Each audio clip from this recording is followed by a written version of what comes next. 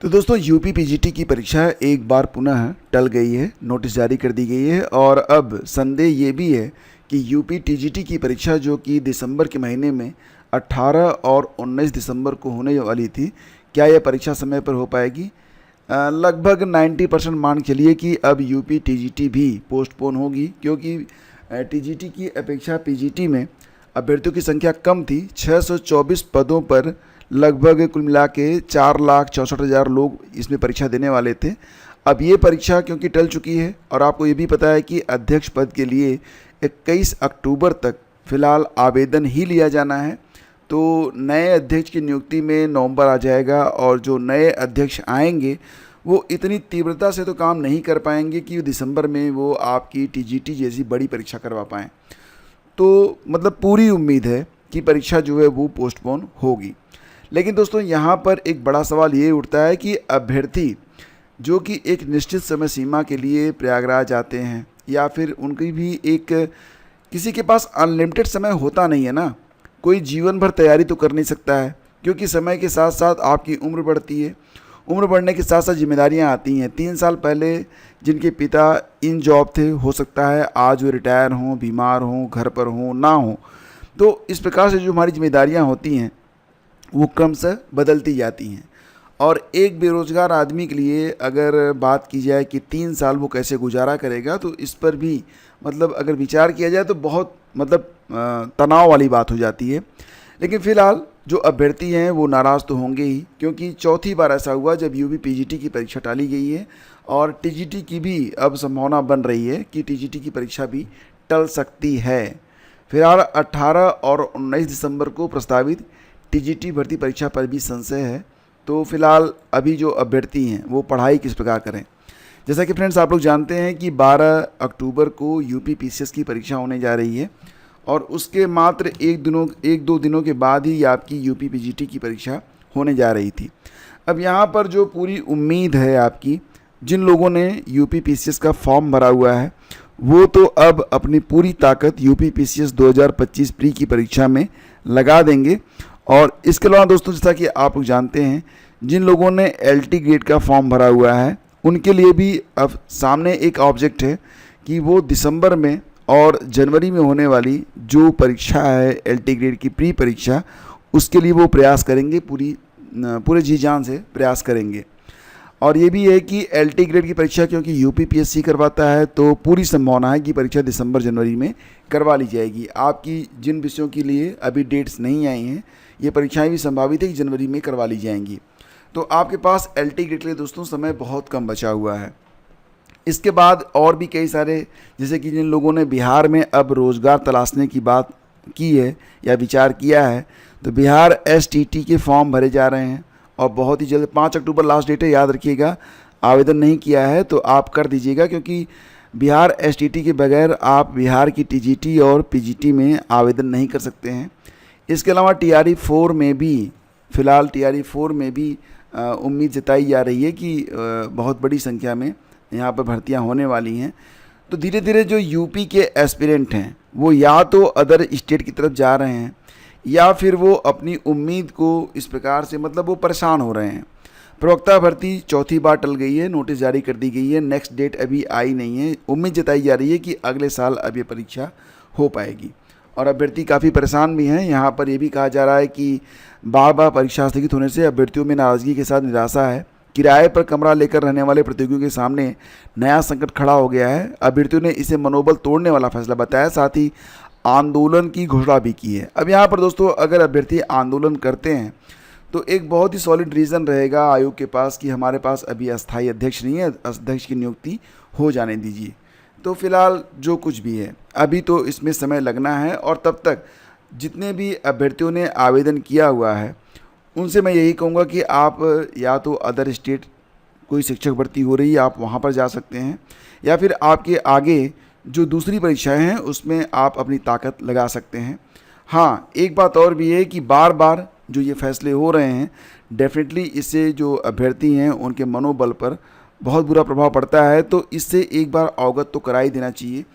और दोस्तों बेरोज़गारी का ही ये आलम है कि अगर आप देखेंगे ईसीसी एजुकेटर जैसी एक बहुत ही कम सैलरी की जो नौकरी होती है 10,000 रुपये की ये नौकरी है और 10,000 में तो आजकल गुजारा भत्ता भी चलना बहुत मुश्किल हो जाता है। इन भर्तियों में भी इतनी मारामारी मची हुई है कि 10,373 रुपये पाने के लिए जो अभ्यर्थी हैं वो ईसीसी एजुकेटर बनने के लिए तैयार हैं और इसके लिए जो आवेदन आ रहे हैं वो रिकॉर्ड आवेदन हैं। अभी जौनपुर में जितने आवेदन आए आपने देखा था ना, जौनपुर में जो पदों की कुल संख्या थी ये 233 के आसपास पद थे और इन 233 पदों पर दोस्तों इतने जो है आवेदन आए हैं ना, आपके होश उड़ जाएंगे। फिलहाल ईसीसी एजुकेटर में कुछ ज़िलों में फ़िलहाल आवेदन स्टार्ट हुए हैं, तो मैं आपको लास्ट डेट बता देता हूं। इसके बाद जौनपुर लेके चलता हूं कि वहां पर कितने आवेदन हो गए हैं और मेरिट कितनी जाने वाली है। पहले तो ये देख लेते हैं कि किन किन ज़िलों में। जैसे कि आप देखिए यहाँ पर तो 4 अक्टूबर ही लास्ट डेट है, मतलब आपके पास आज 30 तारीख है और 30 अप्रैल से 4-5 दिनों का समय बचा हुआ है। हापुड़ में अगर आपको आवेदन करना है तो बहुत जल्दी कर लीजिए, अदरवाइज आप आवेदन नहीं कर पाएंगे। नेक्स्ट जो ज़िला है जहां पर आवेदन चल रहे हैं फ़िलहाल, तो 3 अक्टूबर तक आप आवेदन कर सकते हैं। कौशाम्बी में भी आवेदन चल रहे हैं, हालांकि अब तक 680 आवेदन कौशाम्बी में हो चुके हैं। इसके बाद दोस्तों जो अगला ज़िला है बिजनौर में भी आवेदन जो है वो चल रहे हैं और 11 अक्टूबर तक आप आवेदन कर सकते हैं, ठीक है। और इसके बाद जो अगला ज़िला है बलिया में भी आवेदन चल रहे हैं। 8 अक्टूबर तक अभ्यर्थी जो हैं बलिया में भी आवेदन कर सकते हैं। और नेक्स्ट आपका है इटावा में पदों की संख्या मात्र 21 है और 2 अक्टूबर, मात्र एक दो दिनों का समय बचा हुआ है आपके पास और यहाँ पर 2,821 आवेदन भी आ चुके हैं। तो इटावा में भी आवेदन चल रहे हैं, अगर आपने आवेदन नहीं किया है तो आवेदन कर लीजिएगा। और फ्रेंड्स अब बात करते हैं जौनपुर में आवेदन की जो अंतिम तारीख थी ये 28 सितंबर थी। 28 सितंबर तक फ़िलहाल जौनपुर में क्या आवेदन हुए हैं, तो ये जो आंकड़े हैं ना, ये क्योंकि 28 को ही ये स्क्रीनशॉट लिया गया है और जब स्क्रीनशॉट लिया गया था तो कुल 8,826 लोग आवेदन कर चुके थे। संख्या डेफिनेटली बढ़ी होगी, वर्तमान में देखा जाए तो ये संख्या लगभग 9,000 के आसपास पहुंच चुकी होगी। ईसीसी एजुकेटर के लिए 9,000 आवेदन जौनपुर में हुए हैं, ये अपने आप में एक रिकॉर्ड है और निश्चित रूप से इसमें से मात्र 233 लोगों को ही चुना जाएगा। तो मेरिट तो बहुत हाई जानी तय है, क्योंकि वर्तमान समय में अच्छे अंक भी यूपी बोर्ड में मिलने शुरू हो गए हैं।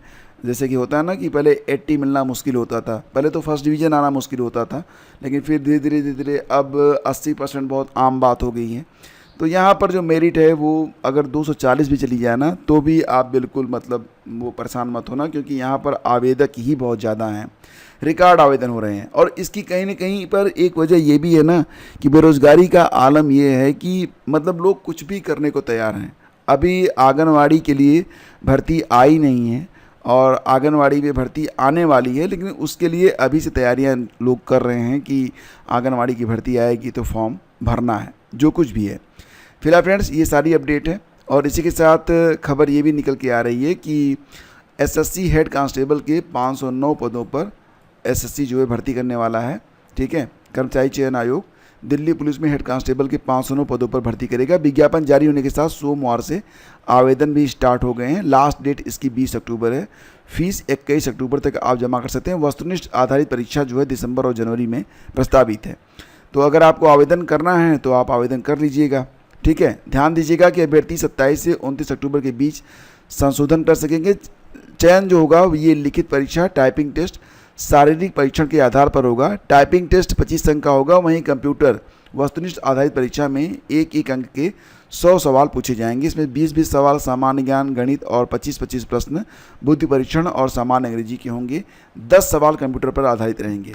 तो ये एक अच्छी वैकेंसी है जिनको हेड कांस्टेबल बनना है उनके लिए। अब जो लोग शिक्षक बनना चाहते हैं वो लोग हेड कांस्टेबल का फॉर्म तो भरेंगे नहीं, लेकिन जो पुलिस सेवा में जाना चाहते हैं वो यहाँ पर आवेदन कर सकते हैं।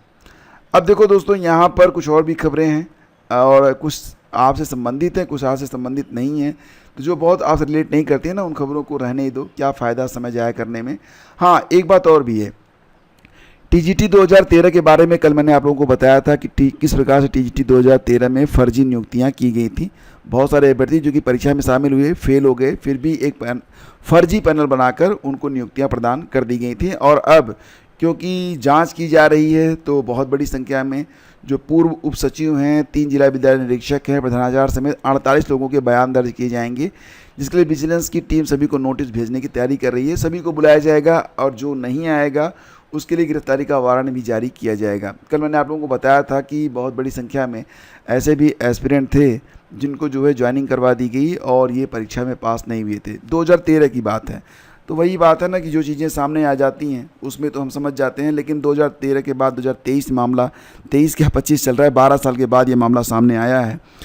तो अब क्या किया जाए, बस स्थिति ये बनती है कि जो कुछ भी आपके सामने हैं, आप अगर इन्हीं परिस्थितियों में हैं तो अपने लिए एक मार्ग निकालिए और अपने जीवन को एक व्यवस्थित तरीके से जिएं और इसके लिए प्रयास करें, यही बस आपके बस में है। और लक्ष्यों में आपके तालमेल होना दोस्तों बहुत ज़रूरी है। अच्छा, मैं आपको बता दूं कि आपका ना एक और भी चैनल है, ओनली जीएस मास्टर क्लास, और अगर आप सर्च करेंगे ओनली जीएस बाई ज्ञान प्रकाश तो ये चैनल आपको मिल जाएगा। यहाँ पर केवल जीएस और कुछ मोटिवेशनल ब्लॉग्स मैं आपके लिए प्रकाशित करता हूँ। अगर आप चाहें तो ज्वाइन कर सकते हैं, और इसके लिए जो यूट्यूब के चैनल का लिंक है वो डिस्क्रिप्शन में मैं डाल दूँगा, ठीक है। तो इसको आप लोग सब्सक्राइब कर लीजिएगा। और रही बात दोस्तों ये कि जो लोग एल टिकट की तैयारी कर रहे हैं तो उनके पास समय बहुत कम बचा हुआ है। अब बहुत सारे लोग ये पूछेंगे कि सर करंट अफेयर कब तक का पढ़ा जाए, क्योंकि अब तो समय उनके पास बहुत कम बचा हुआ है, ठीक है। मैं आप लोगों से कहूँगा कि करंट अफेयर जब आपकी परीक्षा हो रही हो उसके 1.5 महीने पहले तक का ही पढ़ें, ठीक है। जैसे मान लेते हैं कि अगर आपकी परीक्षा जो है ये दिसंबर में हो रही है, ठीक है, दिसंबर में आपकी परीक्षा हो रही है, तो आप दिसंबर तो बिल्कुल छोड़ दो, ठीक है। नवंबर भी आप छोड़ दो, कोई फ़ायदा नहीं। अक्टूबर में 15 अक्टूबर के बाद का मैटर आप मतलब छोड़ दो, और इसके पहले जनवरी से लेकर अक्टूबर तक का जो मैटर है इसको आप देख लेना, क्योंकि जब पेपर सेट होता है ना तो लगभग 1-1.5 महीने पहले तक का जो करंट है वो इम्पॉर्टेंट रहता है। तो इस प्रकार से आप तैयारी करें। और रही बात ये कि विषय के साथ साथ करंट अफेयर कैसे पढ़ें, तो आप लोगों को मैं कई बार बता चुका हूँ, करंट अफेयर के लिए आप लोग प्रतिदिन 1 घंटे का समय ज़रूर निकालें, क्योंकि बहुत स्कोरिंग पार्ट होता है। और ये जो पीडीएफ है ये बिल्कुल जनवरी से लिखी गई है। हालांकि पेजेस आपको ज़्यादा दिख सकते हैं, लेकिन जब आप पढ़ेंगे ना तो ये पेजेस चुटकियों में ख़त्म हो जाएंगे, ठीक है। क्योंकि जैसा कि आप लोग जानते हैं कि मैगज़ीन में बहुत बारीक छपाई होती है, तो उसमें जो है ना कई पेजेस का मटेरियल एक पेज में ही छाप दिया जाता है, लेकिन यहाँ पर तो बहुत सही तरीके से आपको दिया जा रहा है। और ये जो पीडीएफ है डेफिनेटली आपकी बहुत हेल्प करने वाली है। सिर्फ काम की चीज़ें हैं जो कि परीक्षा में पूछी जाती हैं, जो फालतू की चीज़ें होती हैं उसको हमने यहाँ पर बिल्कुल हटा दिया है। और स्टैटिक जीके के भी कुछ पॉइंट्स हमने यहाँ पर दे रखे हैं, ताकि जब आप तैयारी करें तो करंट के साथ साथ आपका स्टैटिक भी अच्छे से तैयार हो जाए। और पूरे साल के लिए हमने पार्ट वाइज करंट अफेयर को बांट दिया है। ये पहला पार्ट है जो कि आप देख पा रहे हैं, इसमें आपको पूरा करंट मिल जाएगा, जून तक का मिल जाएगा, फर्स्ट 6 मंथ का मिल जाएगा, और इसके बाद का जो करंट है वो क्रमशः आपको मिलता रहेगा 2-2 महीने की पीडीएफ में, ठीक है। तो ये पीडीएफ अगर आपको चाहिए तो इसको डाउनलोड करने का लिंक डिस्क्रिप्शन में है, जाकर अभी डाउनलोड कर लीजिए। और इसको कैसे पढ़ना है दोस्तों, तो आराम से इसको पढ़िए। पहले तो सबसे पहले लास्ट पेज पे जाइए, मतलब हर महीने का लास्ट पेज, उस पर आपको जो महत्वपूर्ण बिंदु दिए गए हैं, समरी दी गई है, उसको देख लीजिए। और फिर सारी जो ये बुक है ये समरी के ही रूप में है, इसमें आपको फालतू कुछ नहीं मिलने वाला है। आप जनवरी से देखिए, यहाँ पर आपको फालतू कुछ भी मिलने वाला नहीं है। तो थैंक यू हमसे जुड़ने के लिए। हम मिलते हैं आपसे अगले वीडियो में, और शेष जो भी खबरें रहेंगी उस पर हमारी अपडेट अगर आप लगातार पाना चाहते हैं तो टेलीग्राम चैनल को ज्वाइन कर लीजिएगा। दोनों का लिंक आपको डिस्क्रिप्शन में दे दिया गया है। Thank you, have a great day, जय हिंद।